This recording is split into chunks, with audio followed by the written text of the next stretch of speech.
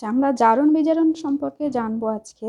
হুম, জারণ বিজারণে আমরা এমনি যেগুলো পরীক্ষাগুলো দেখেছি যে আমরা যদি মোমবাতি জ্বালাই বা কেরোসিন তেলে কিছু জ্বালাই বা রান্নার গ্যাস, এগুলো কি হয়, তো তখন এগুলো জ্বলে, তাই তো।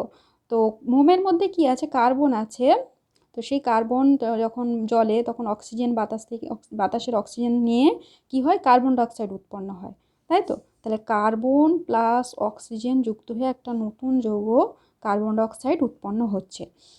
বা যদি যে জৈব যৌগের যে অণুতে যে হাইড্রোজেন থাকে, সেই হাইড্রোজেন অক্সিজেনের সঙ্গে যুক্ত হয়ে কি হচ্ছে, জল উৎপন্ন হচ্ছে, জলীয় বাষ্প হচ্ছে। যদি বেশি গরম করে এটা কি জলীয় বাষ্প উৎপন্ন হবে, তাই তো। তো এখানটায় দেখো কি হচ্ছে, অক্সিজেন যুক্ত হচ্ছে, তাই তো। এখানে দেখো একটা পরীক্ষা করেছে, এখানে একটা এরকম পাত্র নিয়েছে, সেই পাত্রে একটা চামচকে এইভাবে মানে ভেতরে প্রবেশ করিয়েছে, হ্যাঁ। তো তার মুখটা এটাকে পুরো বদ্ধ করা হয়েছে। তাহলে এর মধ্যে যদি কিছু পদার্থ রেখে দহন করা হয়, তাহলে সেটা কি দহন হবে। তারপরে যে গ্যাসটা উৎপন্ন হবে, সেই গ্যাসটা এই জারের মধ্যে আবদ্ধ থাকবে।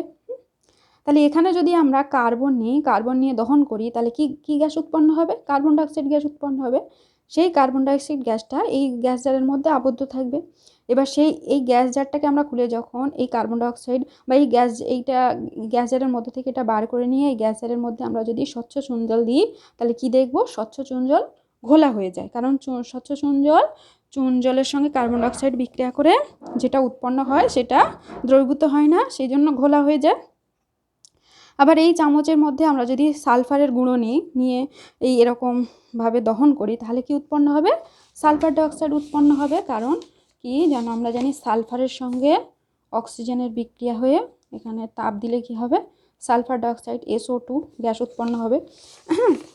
সেরকম একইভাবে আমরা যদি একটা ম্যাগনেসিয়াম ফিতা তোমরা দেখোনি, আমি দেখাবো, আমাদের একটা পরীক্ষাতে আমরা করেছিলাম। ম্যাগনেসিয়াম ফিতাকে আমরা যদি অক্সিজেনে দহন করি, তখন কি হবে, ম্যাগনেসিয়াম অক্সাইড উৎপন্ন হবে। সেই ম্যাগনেসিয়াম অক্সাইড সেটাকে আমরা যদি জলে মিশিয়ে নিই, তাহলে যে দ্রবণ উৎপন্ন হবে সেই দ্রবণটা অ্যাসিডিক না ক্ষারকীয়, মানে সেটাতে ক্ষার না অ্যাসিডিক, সেটা আমরা জানার জন্য লিটমাস পেপার দিয়েও টেস্ট করে দেখতে পারি। তাহলে এখানটায় আমরা কি দেখলাম, যে অক্সিজেনের সঙ্গে বিক্রিয়া করে যে পদার্থগুলো উৎপন্ন হচ্ছে, তাই তো। তাহলে এখান থেকে আমরা জানতে পারছি কি, প্রথমে আমরা জানতে পারলাম যে অক্সিজেনের সঙ্গে যে বিক্রিয়া হয়ে উৎপন্ন হচ্ছে, তাহলে এখানে অক্সিজেন যুক্ত হচ্ছে। এগুলোকে আমরা কি বলছি, জারণ বিক্রিয়া। মানে যে বিক্রিয়ায় যৌগের বা বিভিন্ন যৌগের মিশ্রণের সঙ্গে অক্সিজেন যুক্ত হচ্ছে, অক্সিজেন যুক্ত হচ্ছে, এখানে আমরা তাকে বলছি জারণ বিক্রিয়া। জারণের আরও অনেকগুলো সংজ্ঞা আছে, এখন আমরা প্রথমে জানবো যে অক্সিজেনের সঙ্গে যুক্ত হওয়াটাকে আমরা কি বলছি, জারণ বিক্রিয়া। তো আমরা একটা পরীক্ষা তাহলে দেখে নিই। এখানে দেখো একটা ম্যাগনেসিয়ামের ফিতাকে আগুনে গরম করা হচ্ছে, তাহলে ম্যাগনেসিয়াম ফিতার কি হচ্ছে, দহন হবে। এটা সাদা শিখায় জ্বলে উঠবে, দেখো দহন হচ্ছে, দিয়ে ম্যাগনেসিয়ামের সঙ্গে অক্সিজেন যুক্ত হচ্ছে, হয়ে কি উৎপন্ন হবে, ম্যাগনেসিয়াম অক্সাইড। যে ছাইটা পাবো, সেই ছাইটা তাহলে কিসের পাবো, ম্যাগনেসিয়াম অক্সাইড। ও সাদা শিখায় হঠাৎ করে জ্বলে উঠবে, এই যে জ্বলে উঠলো সুন্দর ফুলঝুরির মতো। তো এটা ম্যাগনেসিয়াম অক্সিজেনের সঙ্গে দহন হচ্ছে, দহন হয়ে গিয়ে এবার আমরা কি পাবো, তাহলে যে ছাইটা, এই যে ছাইটা পেলাম, এটাকে আমরা একটা টেস্ট টিউবে রাখছি, এটা হচ্ছে ম্যাগনেসিয়াম অক্সাইডের ছাই। তাহলে এখানে ম্যাগনেসিয়ামের জারণ হয়ে ম্যাগনেসিয়াম অক্সাইড উৎপন্ন হচ্ছে, তাই তো। তাহলে এই বিক্রিয়াটাকে আমরা কি বলছি, জারণ বা অক্সিডেশন। তাহলে এখান থেকে আমরা কি পাচ্ছি, যে ধাতু বা অধাতু যৌগের সঙ্গে অক্সিজেনের দহন প্রক্রিয়া যুক্ত হয়ে অক্সাইড যৌগে পরিণত হচ্ছে, তাই তো। তাহলে মৌলের সঙ্গে অক্সিজেনের যুক্ত হবার এই বিক্রিয়াটাকে আমরা কি বলছি, জারণ বিক্রিয়া। আমরা কি করছি, খোলা বাতাসে আমরা যদি লোহা অনেকদিন ফেলে রেখে দিই, তাহলে কি দেখি, লোহার গায়ে বাদামি রঙের একটা আস্তরণ পড়ে, একে আমরা মরচে বলি, তাই তো। তাহলে এই যে লোহার মরচে, এটাও একটা রাসায়নিক বিক্রিয়া। তো তোমরা এই পরীক্ষাটা করতে পারো বাড়িতে। এখানটায় দেখো, এখানে এই যে তিনটে কাচের গ্লাসের প্রথমটাতে চকচকে লোহার পেরেক নেওয়া হচ্ছে, এটা বাতাসে রেখে দেওয়া হয়েছে, এখানে আর কিছু দেওয়া হয়নি। দ্বিতীয়টাতে ক্ষেত্রে সাধারণ জলে রেখে দেওয়া হয়েছে, আর উপরে মোম গলিয়ে দেওয়া হয়েছে, দিয়ে মোমের স্তর এই জলের উপর ভাসছে, মানে পুরোটা যাতে বায়ু নিরুদ্ধ হয়ে থাকে। হ্যাঁ, তো জলের মধ্যে যে অক্সিজেন আছে সেটা থাকবে, এটা সাধারণ জল যেহেতু দিয়েছি। আর এটার ক্ষেত্রে কি হয়েছে, এই জলটাকে ভালো করে ফুটিয়ে নেওয়া হয়েছে, ফুটিয়ে নেওয়ার ফলে এই জলে যা অক্সিজেন ছিল সেটা বার হয়ে গেছে। তারপরে সেই জলটাকে নিয়ে গ্লাসে দিয়ে সেখানে পেরেক রাখা হয়েছে, তার উপরে মোম গলিয়ে আস্তরণটা দেওয়া হয়ে এটা বায়ু নিরুদ্ধ করা হয়েছে। দিয়ে এটাকে এবার তোমাদের অবজার্ভ করতে হবে কি কোন গ্লাসে কেমন পেরেক আছে আর কি পরিবর্তন দেখছো। প্রথম গ্লাসে কি পরিবর্তন, দ্বিতীয় গ্লাসে কি পরিবর্তন হচ্ছে, তৃতীয় গ্লাসে কি পরিবর্তন হচ্ছে, সেটা পরীক্ষা করে তোমাদেরকে করতে হবে। এটা করে আমাকে দেখাবে। হ্যাঁ, আবার দেখো, মৌলের সঙ্গে অক্সিজেন যোগ হয় যখন, যেমন কপারের সঙ্গে যদি অক্সিজেনের বিক্রিয়া করি তাহলে কিউপ্রিক অক্সাইড উৎপন্ন হচ্ছে, বা কার্বন মনোক্সাইডের সঙ্গে অক্সিজেনের বিক্রিয়া করে কার্বন ডাইঅক্সাইড উৎপন্ন হচ্ছে। তাহলে এখানটায় কি হচ্ছে, অক্সিজেন যুক্ত হচ্ছে। আমরা একটু আগে কি জানলাম যে মৌল বা যৌগের সঙ্গে অক্সিজেন যদি যুক্ত হয় তাহলে আমরা সেই বিক্রিয়াটাকে কি বলছি, জারণ বিক্রিয়া। তাহলে এই যে কপারের সঙ্গে অক্সিজেন যুক্ত হয়ে কিউপ্রিক অক্সাইড উৎপন্ন হচ্ছে সেটা একটু আমরা দেখি। তাহলে এখানে কপারের গুঁড়ো নিয়ে একটা চীনামাটির পাত্রে করে রেখে তার জালির উপরে বসানো হয়েছে, দিয়ে সেটাকে উত্তপ্ত করা হলে দেখা গেল কি কালো বর্ণের কিউপ্রিক অক্সাইড উৎপন্ন হয়েছে। তাহলে এটা কি বিক্রিয়া হলো, কপারের সঙ্গে অক্সিজেন বিক্রিয়া করে কিউপ্রিক অক্সাইড, এখানে তাহলে কপারের জারণ। আচ্ছা, এতক্ষণ আমরা দেখলাম অক্সিজেন যুক্ত হওয়াকে আমরা জারণ বলছি, সেরকম অক্সিজেনের মতো যদি কোনো তড়িৎ ঋণাত্মক মৌল যুক্ত হয় তাকেও আমরা জারণ বলবো। যেমন কি এখানে ক্লোরিন যুক্ত হয়েছে, লোহা আয়রনের সঙ্গে ক্লোরিন যুক্ত হয়ে কি হচ্ছে, ফেরিক ক্লোরাইড উৎপন্ন হচ্ছে, এটাকেও আমরা কি বলবো, কি বিক্রিয়া, জারণ বিক্রিয়া। তাহলে এতক্ষণ অবধি আমরা কি জানলাম যে জারণ বিক্রিয়াতে কি হচ্ছে, অক্সিজেন বা ক্লোরিনের মতো কোনো মৌল যুক্ত হচ্ছে। আর এটার উল্টো হিসাবেও আমরা বলতে পারি যে কি কোনো পদার্থ থেকে যদি হাইড্রোজেন অপসারণ ঘটে তাহলে সেই বিক্রিয়াটিকেও আমরা কি বলবো, জারণ বিক্রিয়া। যেমন এখানে কি হয়েছে দেখো, ক্লোরিন জলের মধ্য দিয়ে পচা ডিমের গন্ধযুক্ত হাইড্রোজেন সালফাইড গ্যাস, হাইড্রোজেন সালফাইড গ্যাসের গন্ধ কেমন, পচা ডিমের গন্ধযুক্ত। পাঠানো হলে কি দ্রবণটা ঘোলা হয়ে যায়, কারণ কি হচ্ছে এখানে সালফার থিতিয়ে পড়ছে বা সালফারের অধক্ষেপ পড়ছে। তাহলে এখানটায় কি হচ্ছে, H2S থেকে HCl হলো আর সালফার অধক্ষিপ্ত হলো। তাহলে এই সমীকরণে কি হচ্ছে, হাইড্রোজেন সালফাইড থেকে হাইড্রোজেনটা বেরিয়ে গেল আর কি উৎপন্ন হলো, সালফার উৎপন্ন হলো। তাই এক্ষেত্রে এই H2S থেকে S এর এটা কি হচ্ছে, জারণ হয়েছে, তাই তো। দেখো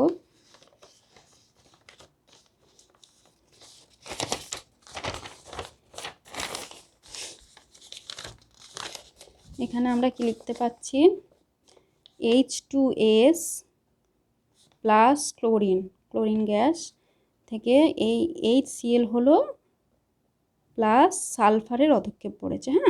সালফার উৎপন্ন হলো, অধক্ষেপ পড়েছে বলে এই চিহ্নটা। তাহলে এখানটায় যখন H2S থেকে এই S থেকে যখন এই Sটা উৎপন্ন হচ্ছে, সালফার উৎপন্ন হচ্ছে, এখানে এই যৌগটা থেকে H2S, এই যৌগটা থেকে হাইড্রোজেনের অপসারণ ঘটেছে, তাইলে এটাকে আমরা কি বলছি, জারণ বিক্রিয়া।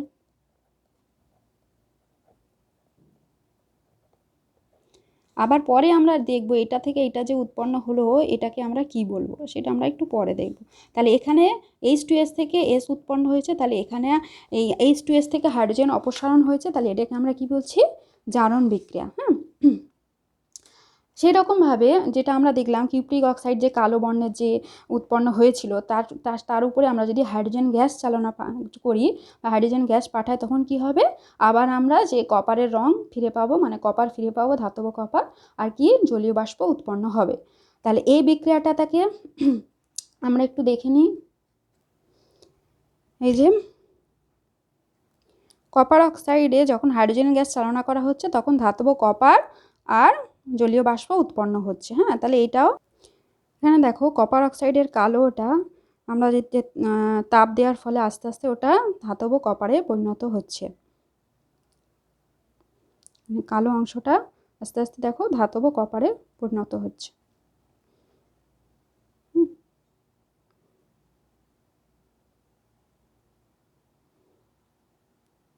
কপার অক্সাইডকে অনেকক্ষণ ধরে কালো কপার অক্সাইডকে অনেকক্ষণ ধরে উত্তপ্ত করার পরে এখানে এর মধ্যে দিয়ে হাইড্রোজেন গ্যাসও চালনা করা হচ্ছে, ফলে এটা ধাতব কপার।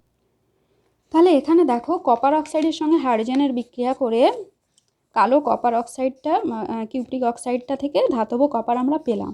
তাহলে এখানে যে বিক্রিয়াটা হচ্ছে copper oxide plus hydrogen copper ধাতব কপার প্লাস জলীয় বাষ্প উৎপন্ন হচ্ছিল। তাহলে এইখানে কিউপ্রিক অক্সাইড থেকে কি হচ্ছে, অক্সিজেনটা বার হয়ে গেছে। এখানে এই যে কিউপ্রিক অক্সাইড থেকে অক্সিজেনটা কি বার হয়ে গেছে, তাহলে এটাকে আমরা কি বলবো, বিজারণ। আগে আমরা দেখছিলাম জারণ কাকে বলছে, যখন অক্সিজেন যুক্ত হচ্ছে, আর এখানে কি হচ্ছে, অক্সিজেন বার হয়ে যাচ্ছে, তাহলে এটাকে আমরা কি বলছি, বিজারণ বিক্রিয়া। তাহলে আমরা বিজারণটা কি দেখলাম, কোনো যৌগ থেকে অক্সিজেনের অপসারণ। সবসময় যে অক্সিজেনের অপসারণ হবে তাকেই বিজারণ বলবে এরকমও নয়। কি দেখছি দেখো, যেমন নাইট্রোজেনের সঙ্গে হাইড্রোজেনের বিক্রিয়ায় ঘটে কি হচ্ছে, অ্যামোনিয়া উৎপন্ন হচ্ছে। সেই বিক্রিয়ায় কি লাগছে, লোহাচুর অনুঘটক লাগছে, 550 ডিগ্রি সেন্টিগ্রেড তাপমাত্রাও লাগছে। তাহলে এক্ষেত্রে নাইট্রোজেন আর হাইড্রোজেনের বিক্রিয়া ঘটে যে অ্যামোনিয়া উৎপন্ন হচ্ছে,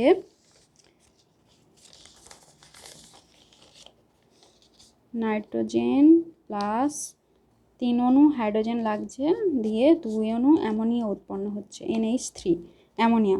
তাহলে এখানে লোহাচুর অনুঘটক লাগছে 550 ডিগ্রি সেন্টিগ্রেড উষ্ণতা আর 200 বায়ুমণ্ডলীয় চাপ লাগছে। তাহলে এই বিক্রিয়ায় যে অ্যামোনিয়া উৎপন্ন হচ্ছে সেখানটা কি হচ্ছে, এটাওকে আমরা কি বলছি, এখানে নাইট্রোজেনের সঙ্গে কে যুক্ত হয়েছে, অ্যামোনিয়াতে হাইড্রোজেন যুক্ত হয়েছে, তাই তো। তাহলে এই যে হাইড্রোজেন যুক্ত হয়েছে, তাহলে এটাকে আমরা কি বলছি, বিজারণ বিক্রিয়া। তাহলে একটা কি দেখলাম, যে যৌগ থেকে অক্সিজেন অপসারণ হলে আমরা কি বলছি, অক্সিজেন যদি অপসারণ হয় বিজারণ, আর কি হাইড্রোজেন যদি যুক্ত হয় তাকেও আমরা কি বলছি, বিজারণ বিক্রিয়া। এরপরেও আমরা আরও দেখব যে ইলেকট্রনের যে গ্রহণ বা বর্জন, তার উপরেও আমরা জারণ বিজারণ কাকে বলে সেটা জানব। আচ্ছা, জারক দ্রব্য আর বিজারক দ্রব্য এগুলোও আমাদের জানতে হবে। দেখো এই বিক্রিয়াটা দেখো, কিউপ্রিক অক্সাইড থেকে ধাতব কপার হলো আর হাইড্রোজেন থেকে জল উৎপন্ন হলো। তাহলে কপার অক্সাইড থেকে এখানে কি অক্সিজেনের অপসারণ হয়েছে, অক্সিজেনের অপসারণ মানে আমরা কি পড়েছি, বিজারণ। আর হাইড্রোজেনের সঙ্গে এখানে কে যুক্ত হয়েছে, অক্সিজেন যুক্ত হয়েছে, অক্সিজেন যুক্ত হয়েছে মানে জারণ। এবার এখানটায় দেখো, যার বিজারণ হচ্ছে সে কি হচ্ছে, অন্য পদার্থকে কি করছে, জারিত করছে, তাহলে তাকে আমরা কি বলছি, জারক পদার্থ।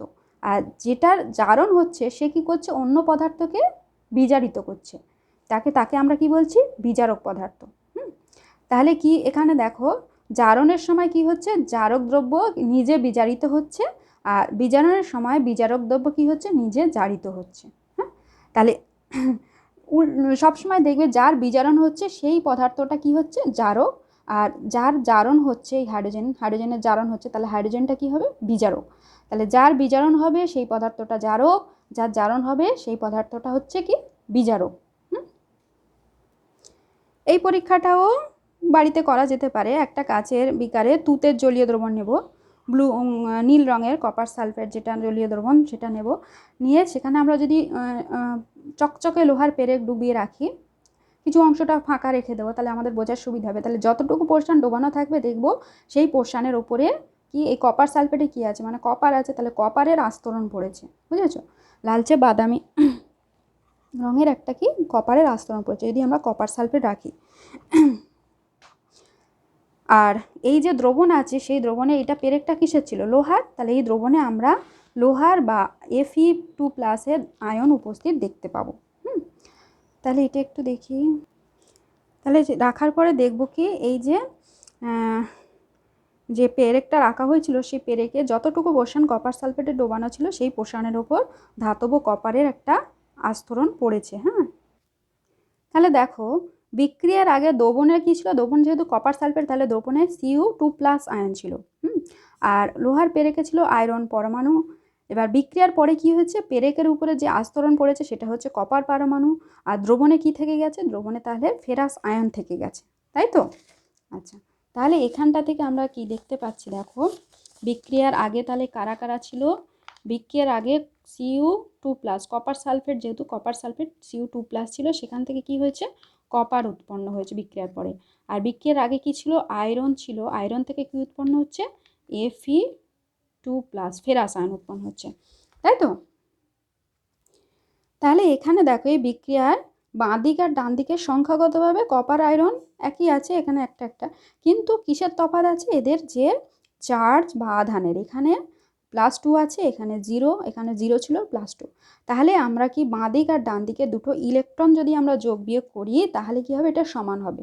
যেমন আমরা যদি এই যে Cu2+, এ যখন Cu2 মানে কপারে উৎপন্ন হবে, তার মানে এ কী করছে, দুটো ইলেকট্রন গ্রহণ করছে, করে ধাতব কপার উৎপন্ন করছে।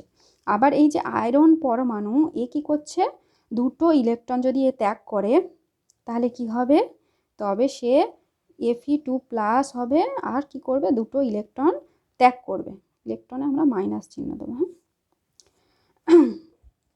তাহলে এখান থেকে আমরা কি দেখছি, যে এখানে ইলেকট্রনের আদান প্রদান হচ্ছে, তাহলে এটা দিয়েও আমরা জারণ বিজারণ বলতে পারবো। তাহলে এখান থেকে আমরা কি বলতে পারবো, যে ইলেকট্রন ত্যাগ, ইলেকট্রন ত্যাগ করা মানে হচ্ছে জারণ। তাহলে ত্যাগ মানে হচ্ছে জারণ, আর ইলেকট্রন গ্রহণ করলে আমরা কি বলছি, তা সেই বিক্রিয়াটাই কি হচ্ছে, বিজারণ বিক্রিয়া হচ্ছে, হ্যাঁ। তাহলে এটা একটু মনে রাখা, পরীক্ষার সময় অনেক সময় গুলিয়ে যায়, যে ত্যাগ করছে মানে জারণ, না গ্রহণ করছে মানে বিজারণ, বা উল্টে যায়। এটা মানে মনে রাখার সুবিধার জন্য দেখো, এখানে জারণ আর বিজারণের মধ্যে কোনটা এই যে বর্ণ কম আছে, জারণে বর্ণ কম আছে, আর ত্যাগ আর গ্রহণের মধ্যে কোনটায় বর্ণ কম আছে, ত্যাগে। তাহলে কম বর্ণের সঙ্গে কম বর্ণ, আর বেশি বর্ণের সঙ্গে বেশি বর্ণ, মানে ত্যাগ মানে হচ্ছে জারণ, আর গ্রহণ মানে হচ্ছে বিজারণ। এটা একটু মনে রাখার সুবিধের জন্য, হ্যাঁ।